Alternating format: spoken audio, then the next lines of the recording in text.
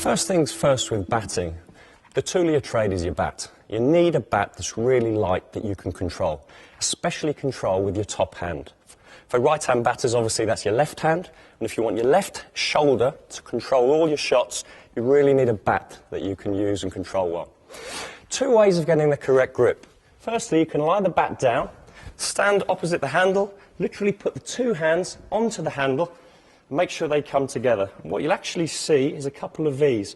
One there with the bottom hand, the thumb and the first finger, just running down the back of the blade, and the top hand with a V, probably a little bit more central down the back of the handle. The other way of doing it is to take your normal side-on stance towards the bowler, just rest the toe of the bat on your back foot and the handle on the inside of your thigh. Take your front hand out, let it come and rest on the handle, take the back arm back, come and rest on the handle, and you actually end up with the same position, the two V's running down the back. In the old days, the old method of coaching was very much that two V's would run down the corner of the blade, almost down the splice. But I think with modern cricket and certainly development in Australia and a lot of the Australian batsmen, the top hand has moved a little bit more around into a stronger position. So the V is a little bit more central than perhaps it would have been before. Okay, having got the correct grip, let's have a look at the stance. Ideally, sideways towards the target, a straight line between our feet, our hips and our shoulders. A slight give of the knees, just to make us able to move up and down the wicket at will. A lot of modern batters just pull this front toe in a little bit, just to allow them to hit balls that come a little bit straighter at them. So although we're generally in a straight line, this might ease back in about an inch. It's important in your stance that your head is steady, especially at release of the ball, so that you can judge line and length. So you're looking for your eyes to be absolutely parallel to the floor. The bat tap is going to occur, so just prior to release, the toe of the bat, which is resting behind your back foot, just going to pick up and down. So your hands are coming mid-body, and as they are, the front elbow is just pointing out towards the target. This is creating a figure 9 between the elbow, the bat, and your back arm. And all straight bat shots, that figure 9 is what's going to control the bat path.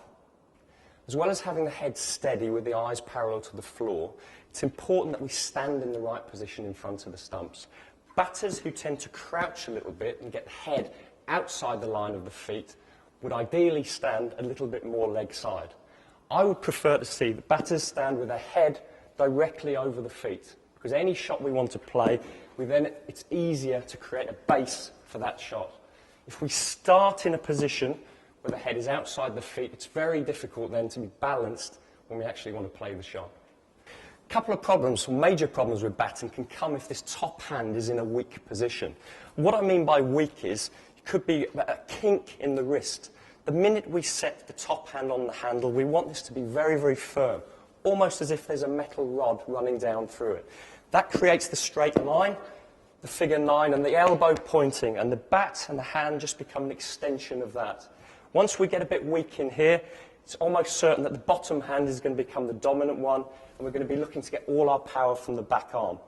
We must remember that the steering wheel of our car is this front side, and any shots we want to hit, this needs to be strong.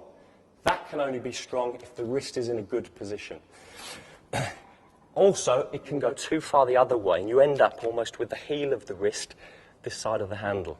Then you lose your front shoulder. We've already said the importance of being sideways on whenever we're hitting straight bat shots.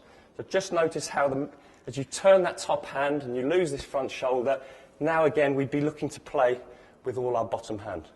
So at ball release, there's a little bat tap behind your back toe. Head is nice and still.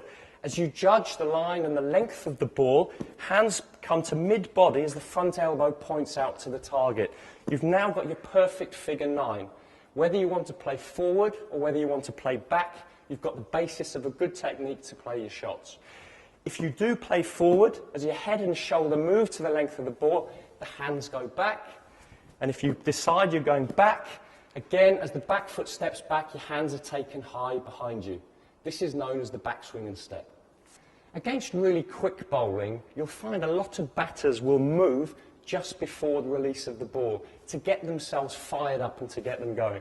It's known as a pre-delivery or a trigger movement. And it really is a mix of movements. Some batters at release of the ball will like a little press forward. Others will tend to move the back foot back and across. It really is a case of what works for you. But whatever you do, keep your head still. Problems in batting come where players make their movements, but the head is still moving as they are. Think of your head as a camera. If that's moving, you're not going to get a great image coming down.